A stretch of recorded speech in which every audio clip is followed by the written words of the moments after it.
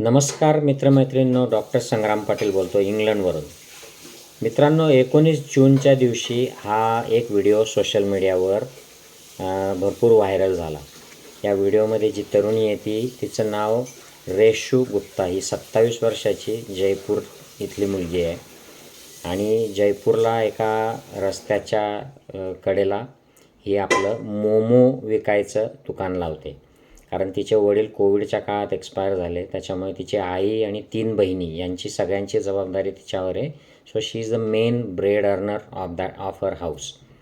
आणि त्या दिवशी तिथले जे मुख्यमंत्री आहेत, भजनलाल काहीतरी शर्मा का वर्मा, ह्या मुख्यमंत्र्याचं एका ठिकाणाहून दुसऱ्या ठिकाणी जाणार म्हणून त्याच्या ताफ्याची सोय लावण्यासाठी जे पोलीस एन्फोर्समेंट करतात, तर त्याच्यासाठी काही पोलीस गाड्या जात होत्या. म्हणजे समोरच्या लोकांना बाजूला करायचं, तिथले दुकानं हटवायचे, काही असती वाहनं असतील ते काढायचे. तर अशा गाडीने ह्या मुलीजवळ आले, तिच्या मोमोच्या गाडीजवळ आले.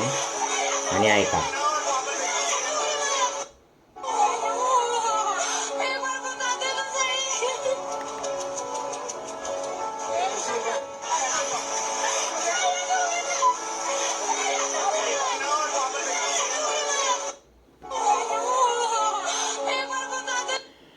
ही मुलगी त्या पोलिसांनी जेव्हा तिच्याकडे तो कॉन्स्टेबल उतरला, कॉन्स्टेबल असेल किंवा ऑफिसर, तेव्हा तिने त्याला विनंती केली, हात दाखवला की थांब, माझं मोमोचं जे स्टीमर आहे त्याचं पाणी गरम आहे, मला वेळ लागेल हलवायला, थोडा वेळ दे मला.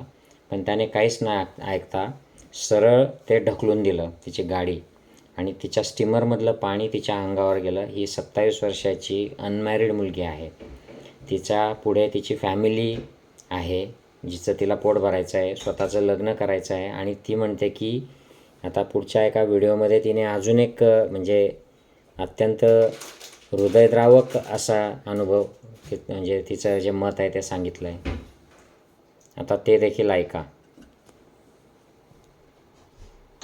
सर, उस दिन रोज की तरह मैं काट लगाई थी और स्टीमर में पानी गर्म ही हो रहा था मोमोज का. चलती हुई गाड़ी आती है, उसमें से एक पुलिस वाले निकलते हैं और वो बोलते हैं हटाओ हटाओ हटाओ. मैंने बोला सर हटा रही हूँ, इसमें पानी गर्म है. बस मैंने हाथ भी ऐसे दिखाया, उन्होंने आओ ना देखा ताओ, और सीधे स्टीमर का पानी धक्के से हाथ से मार के तुरंत चलती हुई गाड़ी में बैठ के चले गए. और इसके बाद मैं चिल्लाती रही, लेकिन किसी ने मेरी कोई मदद नहीं की. जो कि पुलिस की 3-4 गाड़ियाँ गुजरी, फिर भी कोई कोई कुछ भी हेल्प नहीं की. सर उस दिन आता FIR दाखल झालेला आहे, परंतु आपल्याला माहीत आहे की अशा गोष्टींच्या FIRने काय होतं.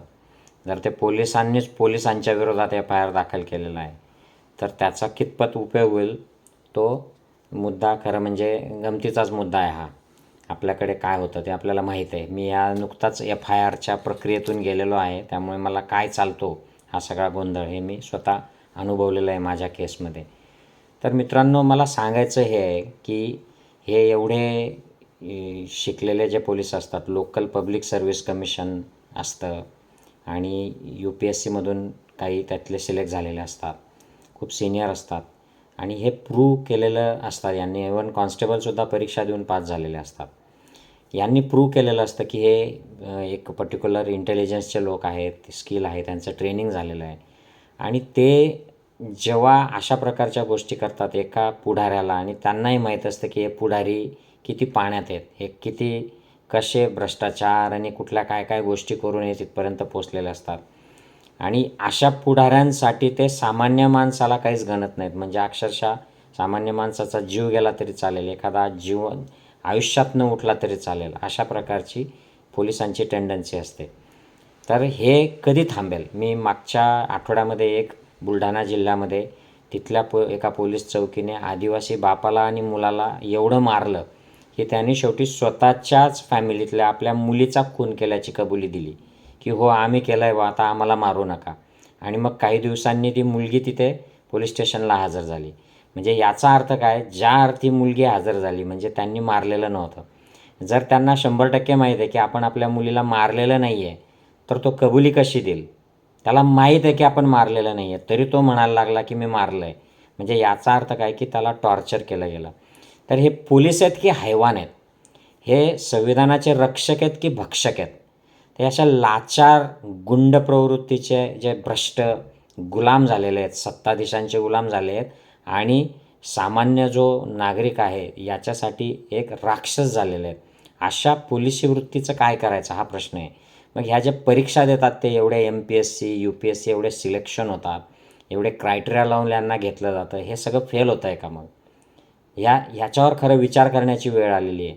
आमच्या डॉक्टरी पेशामध्ये दरवर्षी मला इथे माझं असेसमेंट होतं आणि हे असेसमेंट रेकॉर्ड होतं. माझ्या मेडिकल काउन्सिल जे आहे रजिस्ट्रेशन देणारी बॉडी, त्यांच्याकडे ते पाठवलं जातं आणि दर 5 वर्षांनी सगळा आढावा घेऊन माझं रजिस्ट्रेशन एक्सटेंड केलं जातं पुढच्या 5 वर्षासाठी. मला असं वाटतं की या पोलिसांनासुद्धा वेगवेगळ्या क्रायटेरियावर यांचंसुद्धा असं असेसमेंट झालं पाहिजे. प्रत्येक कॉन्स्टेबल, तो PSI, PI, API जे कुठले कमिशनर, डेप्युटी कमिशनर यांचं सगळ्यांचं असेसमेंट झालं पाहिजे. कारण ह्या बऱ्याचशा गोष्टी मी स्वतः पाहिलेलं आहे. माझ्या विरोधात अशी एक केस लागलेली आहे की माझ्या एका फेसबुकच्या पोस्टवर केस आहे. त्या फेसबुकच्या पोस्टमध्ये जे मटेरियल आहे त्याचा आणि मला लावलेल्या सेक्शनचा काडीचाही संबंध नाही आहे. आणि हे IPS झालेले ऑफिसर्स आहेत, मुंबई पोलीसमधले IPS झालेले ऑफिसर्स आहेत. आता ही ठीक आहे, बिचारी ही जी मुलगी आहे गुप्ता, ही बोलते, स्मार्ट आहे बोलायला आणि बऱ्याचशा तिच्या नातेवाईकातल्या मित्रातल्या लोकांनी, आता हे जे मी तुम्हाला दाखवलं आहे गुप्ता नावाचे व्यक्ती आहेत, त्यांच्या सोशल मीडियावरून हे प्रसारित झालं आहे. म्हणून तिच्या दुःखाला, तिच्यावर झालेल्या अत्याचाराला, अन्यायाला मोठ्या प्रमाणावर, व्यापक प्रमाणावर वाचा फोडता येते.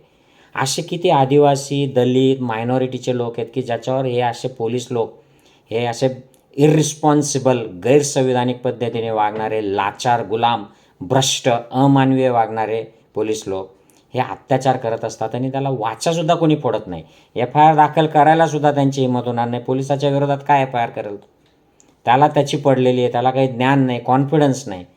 तर हे कधी बंद होईल याचा आपण विचार केला पाहिजे. आणि हे साधं काम नाही आहे, याला व्यापक यंत्रणा बदल लागणार आहे, व्यापक ॲटिट्यूड चेंज लागणार आहे समाजामध्ये, यंत्रणेमध्ये, पॉलिटिक्समध्ये, न्याय यंत्रणेमध्ये, हे सगळ्या ठिकाणी लेवलला ह्या बदल लागणार आहे. तेव्हा हे आपल्याकडे बदलेल आणि मग आपल्याकडे पोलीससुद्धा, यांना आता आमच्या UK कशा प्रकारचे पोलीस आहेत हे असं जर दिसलं तर हा आंतरराष्ट्रीय मुद्दा होऊन जाईल. एखाद्या लंडनच्या किंवा एखाद्या गावाकडच्या पोलिसने एखाद्या नागरिकाच्या दुकानावर जाऊन असं प्रकारचं केलं आणि ते नागरिक ती बंद झाली, ती म्हणते की माझी छाती, मांडी सगळं जळलं म्हणे या पाण्याने, माझं लग्न राहिलेलं आहे, मी आता कशी जाऊ, माझं काय होईल पुढे?